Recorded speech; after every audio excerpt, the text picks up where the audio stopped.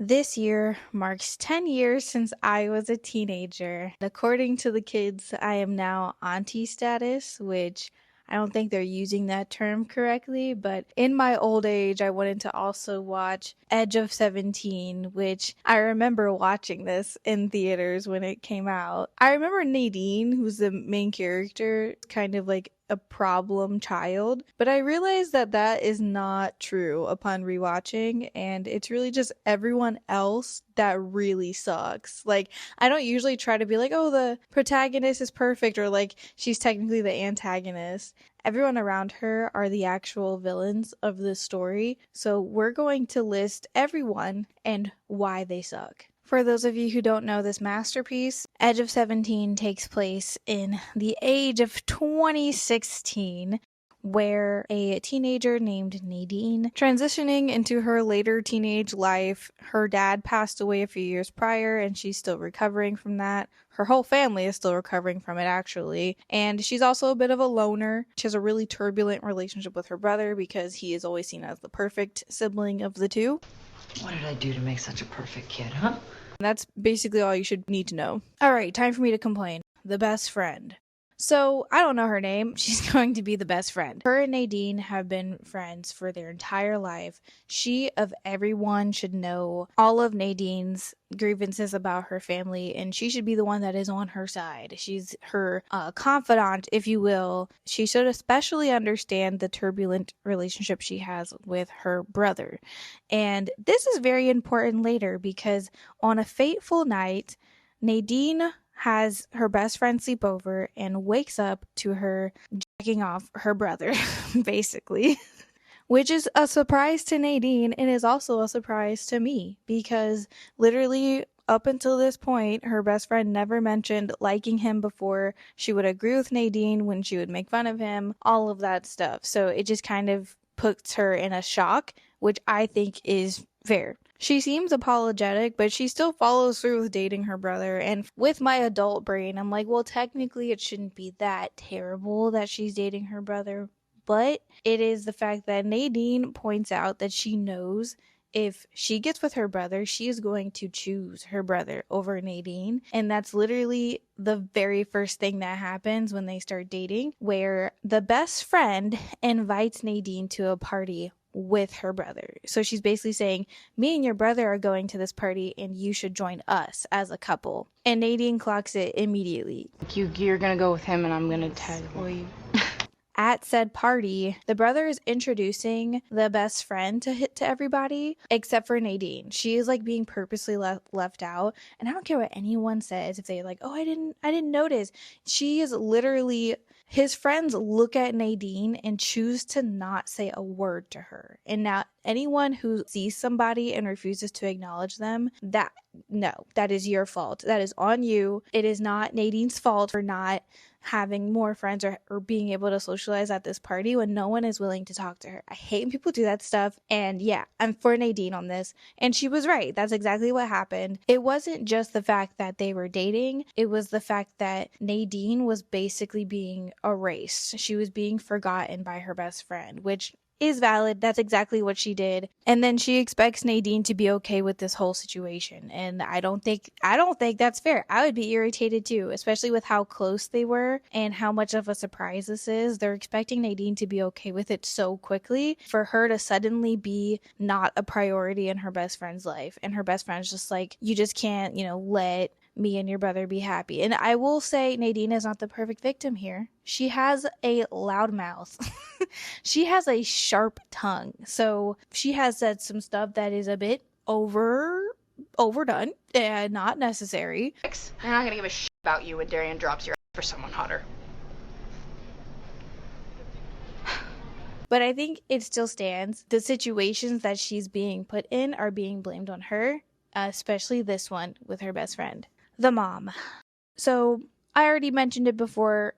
Nadine's dad passed away a few years prior, so her mom is still grieving the loss of her husband and basically having to be a single parent But the issue with her is she is not an actual single parent because she parentifies both of her kids, primarily the brother, to basically take on more responsibility to manage the household, to manage any tensions. Whenever Nadine is getting into trouble, the mom goes to her brother first to have him take care of it. Me the bag. Hey, I am the adult here, not you.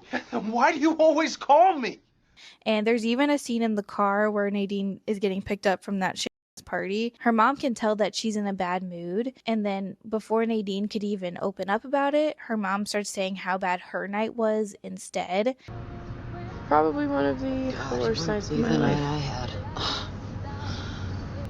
What happened?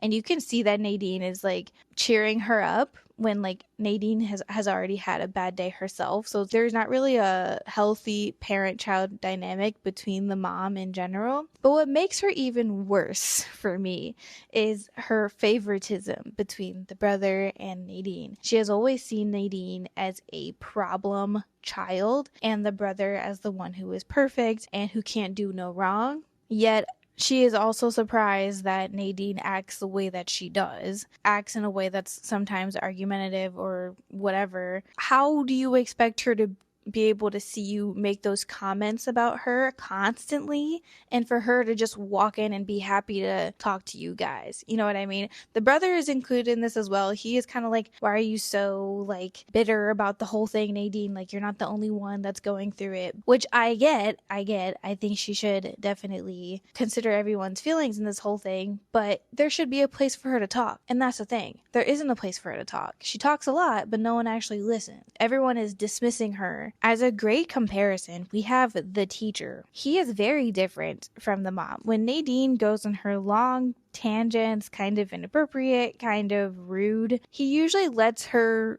let it out, and he's able to settle a boundary in a way that does not degrade her or label her as a person as a problem, despite how her mom goes about it. The teacher reacted more like, guess what? You're my favorite student. And I will be here when you need. While the mother kind of reacted like, Your dad would be so disappointed in the way you're turning out. you can already see the difference there between the two adult figures. And there is a trend with all three of these people that I hate. It is something that I heard before called labeling theory. Now, I am not a psychologist. I am not any of that. But from what I know, it is basically a theory where if you call someone a certain thing or treat them a certain way, they will act accordingly to that, or it'll influence them to do so, kind of causing a self-fulfilling prophecy type of. It especially goes for kids. So if anyone has had adults telling them growing up that they were lazy, delinquent, not smart, it actually would impact in return how they would react, and they would react probably more poorly. And then that would kind of reinforce, like, oh, see, you're a problem child. And it's like, no, the issue was the way that they were treated in the first place, which impacted how they continue to act from here on out. And vice versa is true. If you're in an environment where you're giving positive affirmations, most people will perform better. It seems like obviously duh, but that's a good point, especially with parents and kids in these situations. I grew up like that. Ooh, it drove me crazy. It drove me crazy. And now that I'm an adult, no one can tell me nothing. And I proved them wrong. Anyway, the last portion of this is Nick. Now, we don't actually hear much from him. He doesn't, in terms of lines, I'm pretty sure he only says 5 sentences in the whole movie. But he's very prominent because he is Nadine's crush. And he's like a bad boy, older student, and whenever Nadine goes through the lowest points in the movie, she fantasizes about him. She'll look at his social media, she'll think about what she would want to tell him and try to interact with him in some way. And the turning point in the movie is when she accidentally sends this really long kind of heartfelt message about how much she likes him and how she wants to do physical fantasies with him, and she sends it by accident. He actually responds and wants to see her. When they meet up, he pulls up into a literal dumpster, which is foreshadowing for who he is as a person. And he basically tries to force himself on her because some of the stuff in her message was pretty sexual in nature. So he thought like that's all that she was cool with. He didn't really care for consent either. He was definitely trying to pressure her, and it just made me feel so icky. And it reminded me of just like kind of like the guys that I had crushes on in high school, where you realize like they're attractive on paper, but when you actually talk to them or you're around them, it's actually kind of uncomfortable, and their ego is unbearable. And this man's ego is very unbearable. He like gets mad because she makes like such an innocent comment about his car, and he's like, "Now you're making fun of my car." He's such a little baby. Like drives me crazy. And he treats her like crap. Like he's like, "I don't want to get to know you." He is so rude and mean. Yeah, she rightfully walks out of the car. But this is a big turning point for Nadine, because up until this point, she has been treated like crap by all of these people that I just told you about. This was it. Like, she had enough of people treating her the way that they have. The movie phrases this as Nadine choosing to be better or to right her wrongs, because she does go and apologizes to her brother for the trouble she caused and stuff. But I'm like, honestly, I feel like these people could owe her an apology. Sure, apologies could go around, but they especially should apologize if they're like the closest people in her circle and they basically abandoned her during part of the movie, and then she has to come back and apologize. Like, it doesn't really make sense. She never apologizes to the mom, which I'm glad, but there's just not much reconciliation on that part, which honestly, it's kind of realistic. Like, in real life, you're probably not going to get apologies from the people that you deserve an apology from. But I just don't like how the movie started to phrase it as like, you know, Nadine is choosing to be a better person now. And I'm like, no, I don't think that's the case. I think these people sucked, and I don't think they needed an apology from her at all. Maybe for like her, some of the comments that she made, but not for her being upset with the way that they treated her, for sure. Now, here's where we meet the lights at the end of the tunnel, which is Erwin. And I love him. I love Erwin. Erwin is a kid in her class, and he's super sweet. There is such a big juxtaposition between how Erwin and the teacher treats Nadine versus everyone else in her circle. You can tell he really just allows her to be herself. She goes on some really long-winded tangents and like says some kind of inappropriate jokes sometimes. Not like insulting, but Nadine is fully herself, and she belongs to be in a place where that is fully appreciated. You can tell that that belongs with Erwin. Even when things get a little awkward or she might have crossed a line, he's good at basically setting a boundary but still allowing her a space to be herself, especially when like he tried to make a move on her when they first hung out, and he immediately backed away, and he was able to kind of make it funny, like make it a lighter moment. And I always think that's such a good green flag if you're with somebody, not even romantically, you're just with anyone, and they're able to kind of bounce back from those, you know, boundary setting moments and make you still feel comfortable to just continue to express yourself, continue to have your boundaries. It's great. It's great. Love Erwin.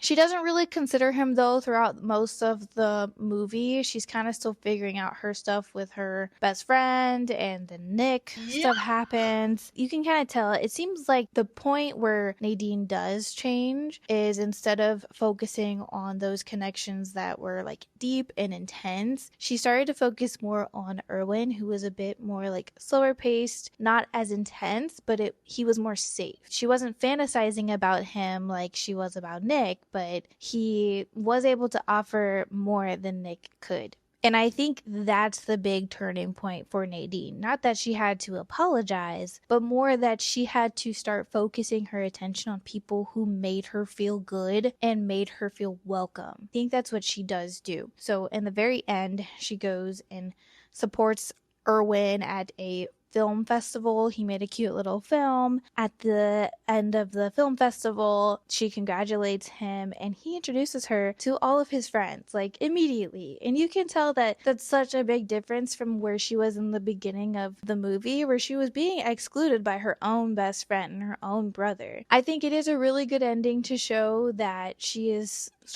things are changing for her in terms of where she is choosing to put her energy and who she's wanting to put her energy toward, which I think is a really great ending, and it warmed my heart. I thought I just liked this movie so much because I was the target demographic for this, but rewatching it, I love this movie. There's so many different insights I got from watching it and so many more things that I learned, and I have a whole new perspective on it. Yeah, those people really sucked, and I don't think Nadine deserved the treatment that she got from the people and from the movie. Alright, that's the end of my yap session. Thank you very much, and if you like this movie as well, comment, let me know. I want to know any other insights about this besides my own, and if you want to hear me yap more, you can subscribe. Okay, bye.